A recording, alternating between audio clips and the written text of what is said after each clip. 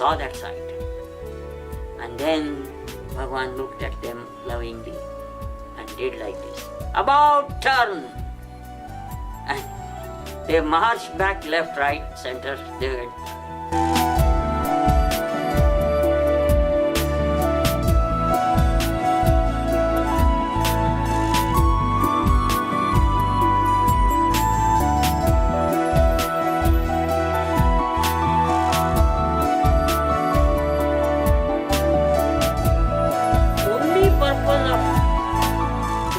God should be to be established in Advaita.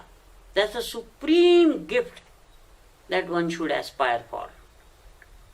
And I would say one should not get satisfied with small little favors. It is said in Jnanavayini, there are 4 obstacles to Atma Jnana. Laya, Kshaya, Vikshepa, Rasa Asvadana. Rasa Asvadana means to get satisfied with little joy and not go further.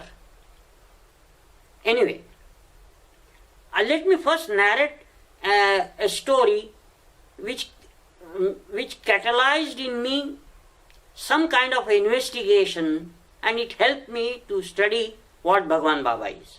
The story is, among the Navanath, the eldest Navanath is Machindranath, who was initiated by Gurudev Dattatreya. He was established in Advaita and he demonstrated several spiritual powers.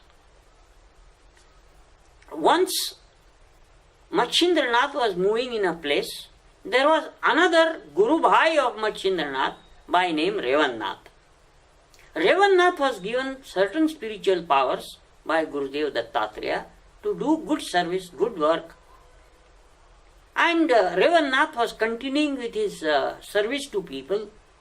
And one service was, he will call Siddhis, and Siddhis will come, occult powers, and lot of food will be made ready for the entire village.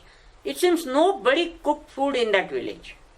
Everybody used to eat every day, beautifully cooked, nice dishes.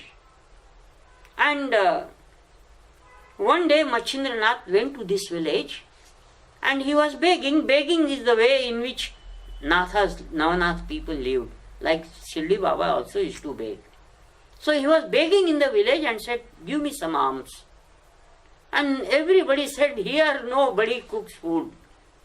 You have to go there, and one very powerful Jnani is there, and he gives beautiful food to everybody, tasty, nice food to everybody, every day. Nobody cooks here. He said, who is he? No, he is Datta, Gurudev Dattatreya Shishya Revannath. And he has supreme spiritual powers. Machindranath closed his eyes, contemplated. And he knew that Gurudev Dattatreya has given him some powers, but this man is lost in that. I have to teach him a lesson and make him explain, demonstrate and explain to him that it is not the supreme spiritual power which he has got. So he went to the end of the village, and it was forest area. He closed his eyes, and all of a sudden all the wild animals appeared there. All wild animals. Left to them, they will fight and kill each other. But in his physical divine presence of Machindranath, they were quietly sitting, and he gave them food, and they were happily enjoying there. Somebody from the village came there, and he saw this. And then he went and told this to Revannath, look, what we see there, we have not seen near you. There is another person at the end of the village, and all wild animals have gathered near him. And he is giving them nice food of their choice, and they are all sitting quietly. They would otherwise fight and kill each other. Then Revannath said, is that so? Now let me also call all the wild animals. He closed his eyes. The Siddhis came, and he told, come on, go and get all the wild animals here, I want to feed them. The Siddhis said, it is beyond our powers to call any animal or man. We can only bring some food which you want. We can only cure some people if you order us. But we cannot bring through our power any human being or any living being near your proximity. Then he said, I must go and see him. He went there. And he said, how can you do this? Then Machindranath said, I asked the Siddhis who are deputed to you by Gurudev Dattatreya, I asked them, who deputed you? They said, Gurudev Dattatreya. I said, I am your elder Guru Bhai, Machindranath. I demonstrated this to prove to you one fact. I wanted to take you out of this little gift which Gurudev Dattatreya gave, to explain to you and prove to you and demonstrate. Siddhis already told you, they cannot command and bring to your proximity any living being. And he said, only the one who is established in Advaita can command through his love, pure love for everything in this creation, and he can bring anybody to him. And now you go and catch feet of Gurudev Dattatreya and do necessary tapas to be established in this. And he was exclaimed as to why Gurudev Dattatreya did not give him this experience first. He said, I cannot understand the design of Guru, but please go and catch him. Okay, when I read this story and I was drawing the sense of this, it was near about that time when I was reflecting on this story. In those days, something happened. I want to narrate two instances. There may be many, but these two are very clear to me. I was eyewitness to this. How Bhagawan Baba demonstrated to me personally that he is established in Advaita. By the way, it is very little to say that he is established in Advaita. He can make others be established in Advaita is a correct narration of his power. It is said, Jyot se jyot jagate chalo, prem ki ganga bahate chalo, prem ki ganga bahate chalo. Only if my jyoti is lit, that I can light some other lamp. Anyway, those days, coming to the point, demonstration by Sathya Sai Baba, I was eyewitness to this, that he commands any living being with his love, and that is not occult. That is not a simple siddhi, but being established in that Advaitic state. How it was. Bhagavan was staying in Purnachandra those days, before Yajur Bhavan was built. He used to go back after evening Aarti to his residence in Purnachandra. And we used to run from those days Darshan ground and stand there behind the old store looking for one more glimpse of Bhagavan before he enters into Purnachandra. It was a sight. When I went there, one of my friend was standing there and he said, don't run. Wait here and watch something. Well, by the way, that other person also used to read and analyze Navanath Bhakti Kathamrut. He said, wait and watch here. I said, what is there to watch? We should watch Baba. He said, no. You should watch something more that he does. And you should see now today something grand and great. I said, fine. He said, look at those birds. They are chirping. Those birds are chirping there on the tree. Yes.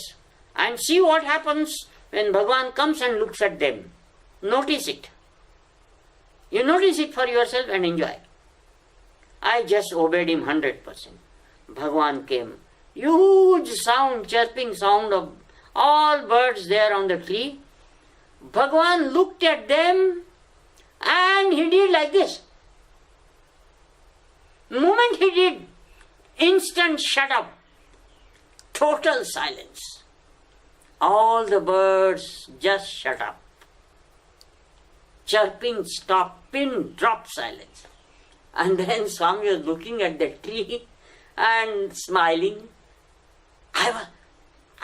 Then my friend said, wait, don't go. Swami looked at them, silenced them.